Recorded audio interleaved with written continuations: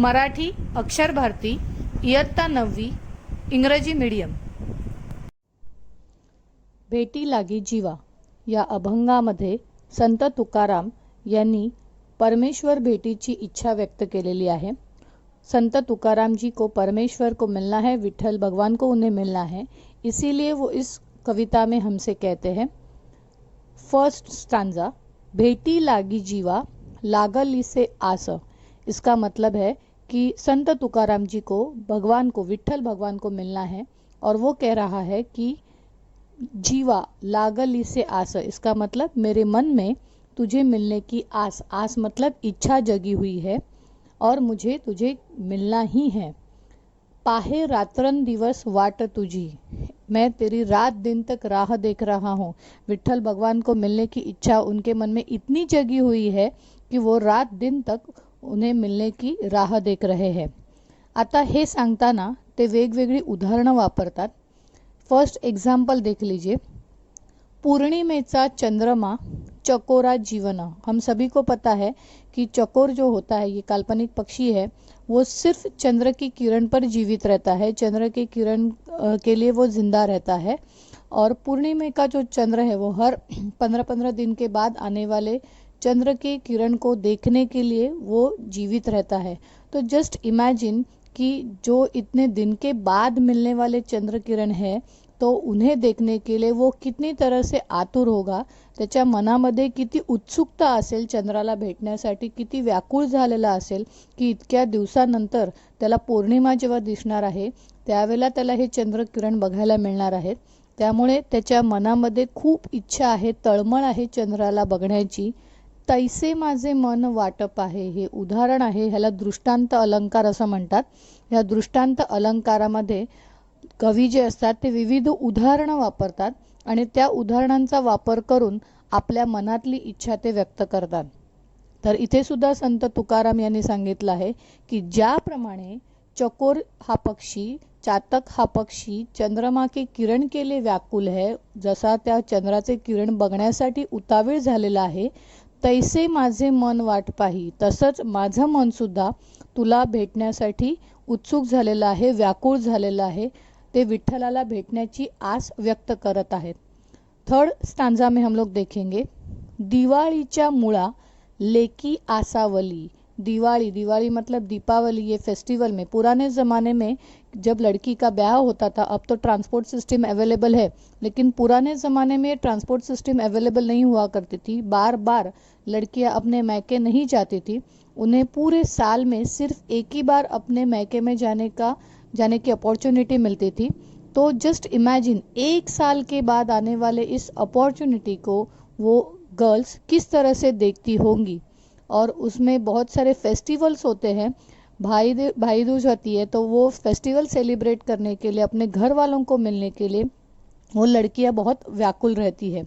तो वही एग्जाम्पल यहाँ पर दिया हुआ है। दिवाळीच्या मुळा मतलब दिवाली जब जैसे ही पास आती है, मुळा मतलब पास में आना, लेकी आसावली, आसावली मतलब उनके मन की इच्छा जागृत हो जाती है। पाहतसे वाटुली पंढरीची, अगदी तशीच वाट मी पंढरीला येण्याची बघतो आहे। जशी एखादी मुलगी माहेरी जाण्यासाठी, मैके जाने के लिए राह देखती है और अपना भाई कब आएगा और कब लेकर जाएगा, जिस तरह से राह देखती है, सेम वैसे ही संत तुकाराम जी पंढरपुर जाने के लिए व्याकुल हो चुके हैं। वो राह देख रहे हैं कि कब उन्हें विठल को देखने का मौका मिलेगा। ये सेकंड एग्जाम्पल दिया हुआ है संत तुकाराम जी ने अपने मन की इच्छा व्यक्त करने के लिए। तीसरे एग्जाम्पल में देखते हैं, जब छोटा बच्चा होता है, जब उसे भूख लगती है, आप सभी को पता है कि जब छोटे बच्चे को भूख लगती है, हम तो बड़े हो चुके हैं, हम अपना खाना खुद ले सकते हैं, लेकिन जो छोटा बच्चा है जो सिर्फ अपने माता पर ही निर्भर होता है, वैसे छोटा बच्चा जब भूख लगती है तब वो रोने लगता है क्योंकि उसके पास कोई जरिया नहीं होता अपनी माता को बुलाने का।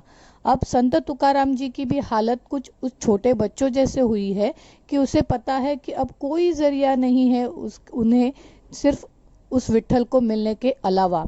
तो यहाँ पर एग्जाम्पल उन्होंने दिया है, भूखे लीवा बाळ अति शोक करी। भूखे लीवा मतलब जो भूखा हुआ है बच्चा, जिसने बहुत समय से कुछ भी खाया नहीं है, जैसे विठल को भी संत तुकाराम जी ने बहुत दिनों से देखा हुआ नहीं है, अति शोक करी, मतलब बहुत दुख करता है। तो वैसे ही बहुत दिनों के बाद मिलने के बाद आज उनके मन में आस लगी हुई है दोबारा विठ्ठल को मिलने की। वाट पाहे उरी माऊलीची, जो छोटा बच्चा होता है वो अपने मन ही मन में अपनी माँ की राह देखता रहता है, चिल्लाता रहता है, रोता रहता है। सेम वैसे ही संत तुकाराम जी की भी हालत हो चुकी है। उन्हें जब तक विठ्ठल के दर्शन होते नहीं हैं तब तक वो मन ही मन रोते रहेंगे, मन ही मन उनको मिलने की इच्छा व्यक्त करते रहेंगे।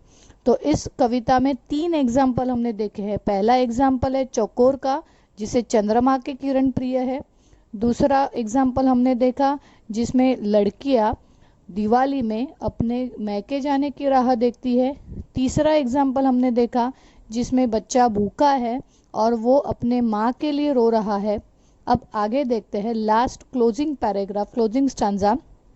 तुका मणे मज लागली से भूक, भूक मतलब अभी उन्हें इतने समय के बाद जब संत तुकाराम जी को विठ्ठल का दर्शन नहीं हुआ तो वो व्याकुल हो चुके हैं, भूख लगी हुई है उनको उन्हें मिलने की।